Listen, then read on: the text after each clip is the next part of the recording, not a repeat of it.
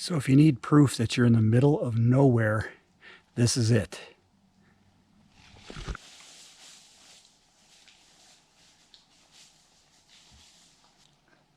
Behind me is Upson Lake in Iron County, Wisconsin. And this warm, humid second day of October finds us once again on the North Country Trail in Iron County. We're high up on a ridge right now, trying to catch a breeze that is not here. It's about 65 degrees at 8:30 in the morning, and it is very humid. Uncharacteristically warm for this early in October, but that's what we get.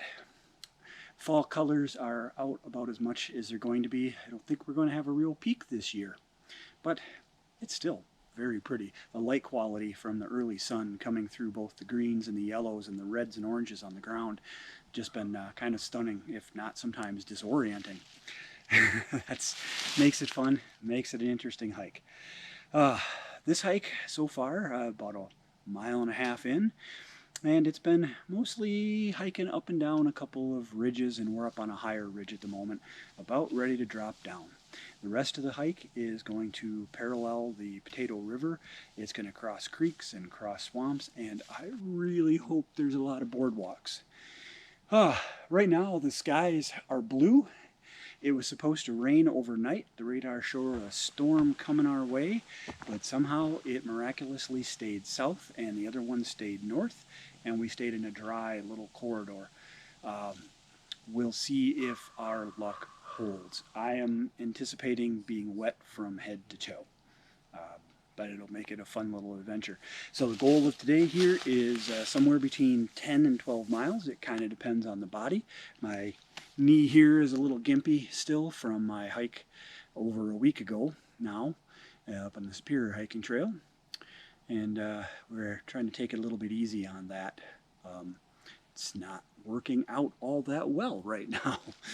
But so there's an out at about 4.5 miles, 4.75 miles. That would make it about a 10-mile day, but I really want to try to get 12 or more.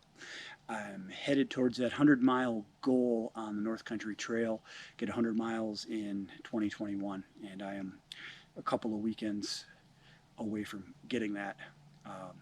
So I'm hoping for some good miles today.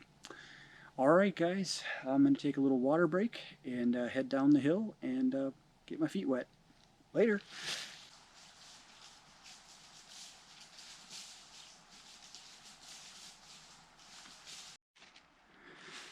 Here we are, 3 miles in, descending gradually down a side of a ridge, and just down there is the Potato River. You can hear it,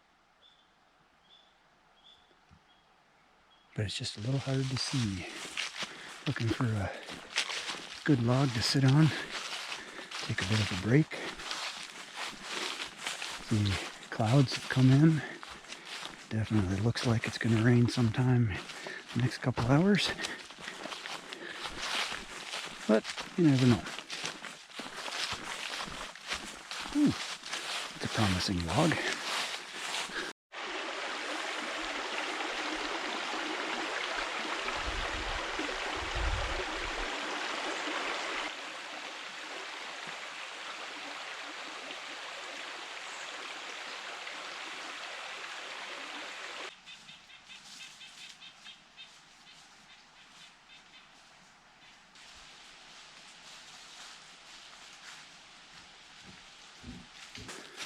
Closing in on 5 miles, getting close to the road.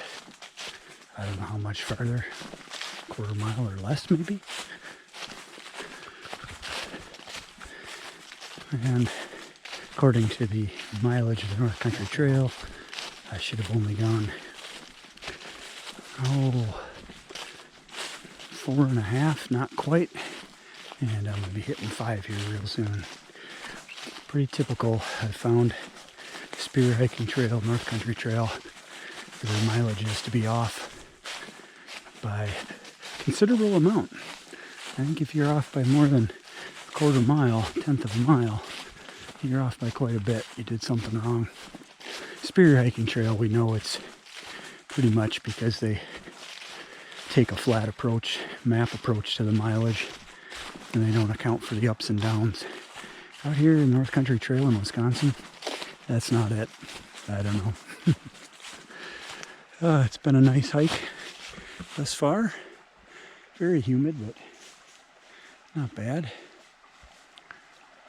I'm sweating buckets, but I'm not overheated.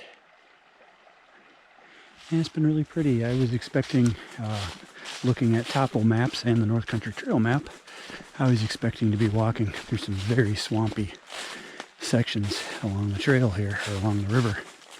But wherever there was a stream to cross, there was a boardwalk.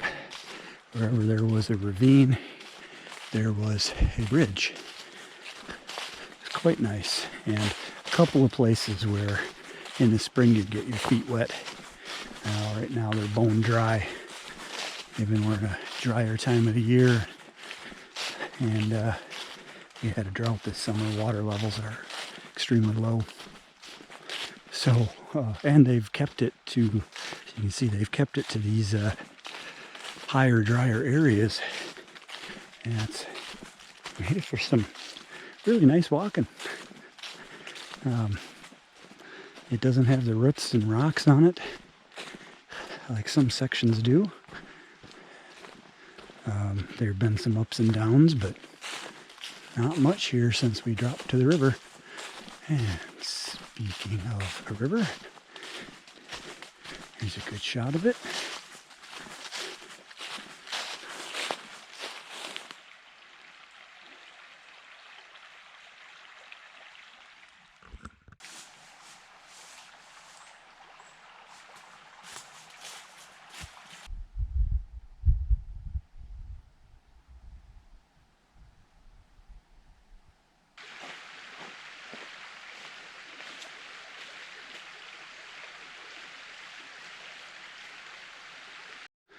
Yeah, so made it to the road crossing, evidenced by the break that I took here. Even just that 5 minutes of laying flat, boy, I revitalized quite a bit. And there's a group out backpacking. I went by their campsite. They were packing up. Now we're going to head up to a very neat little feature. I didn't even mention it. So it'll be a surprise. Coming up soon.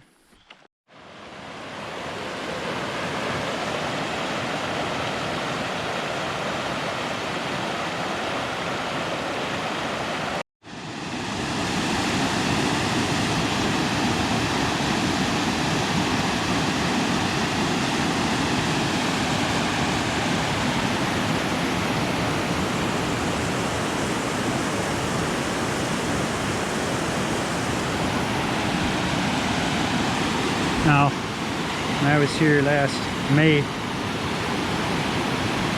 1st,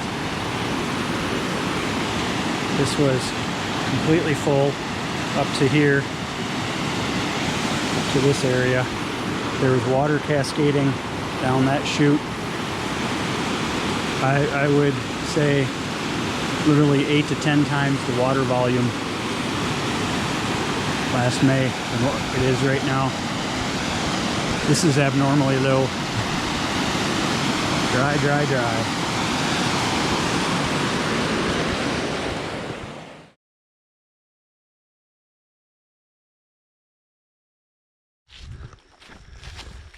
Well, since leaving the parking lot there on the forest road, the trail has been this well-used 2-track. Now, I haven't seen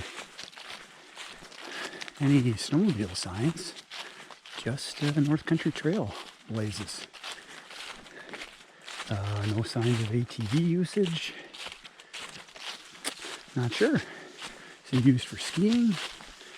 I mean, normally something like this would be multi-use. And it's unnamed. I don't know. But it's an interesting change of pace. And kind of an interesting transition too, because we've been on footpath almost the entire way, and now we'll be on this wide 2-track. And eventually, within a mile, we're going to hit another forest road, and then it'll be gravel forest roads all the way back to the car as we circle back on a different route. So it's an interesting transition. I think so. There just aren't enough words. Well, we are going to take a left turn. Start heading back. This is still going to be just absolutely beautiful though, even along the roads. It looks like this is a more defined 2-track. Oh, if the Jeep were not broken.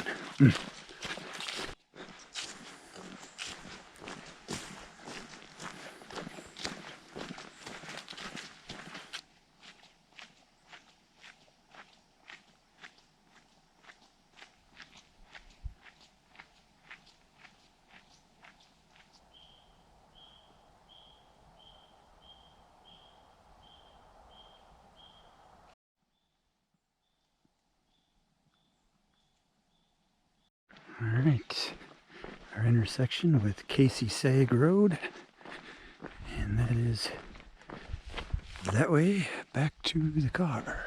I think I'm gonna take a short break here, sit on a stump, and then find my way back. 3.5 miles, 3 1/4, something like that.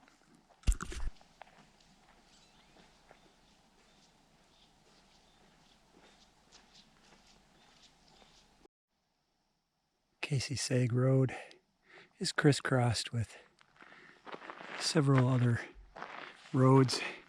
Some of them clearly are ATV trails, even though they're not marked, they're ATV trails. And others are like this. I don't know what their purpose really is. They're not marked for snowmobiles, not marked for ATVs.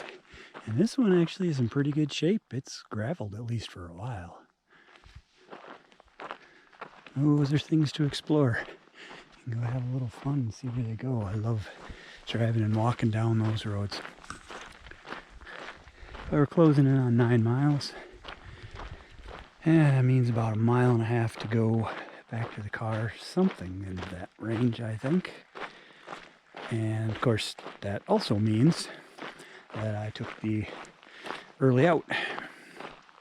I noticed right around 5 miles, actually almost right away, but especially at about 5 miles, my left leg was just not happy. It's one of those days. I would not call this a bad day. I would not call it a good day. It lies somewhere in between, closer to good, I think. But the left knee feels okay, but just the leg in general. Sciatica issues, piriformis muscle tightening up. Hamstrings then get really tight, thigh gets hard as a rock, and then the knee starts to hurt from all of that, and then the back starts to hurt as your gait changes and your muscles are all tight. And yeah, well, at about 5 miles I realized that by the time I hit 8 or 9 miles it was going to be into pain management mode. Well, most of my hikes are that, but even more so. It was going to be all about managing pain. And that's exactly what it's become here in the last mile or so. And even though I took a few breaks and I stretched along the way, and that helps. Both of those help considerable amount, but they don't make it go away. They just make it so you can go a little bit further. But at some point, the body hurts, the body quits. And I have a hike again tomorrow, and I don't want to not be able to do that because I decided to go 15 miles when I was hurting, and I didn't have to. Live to hike another day.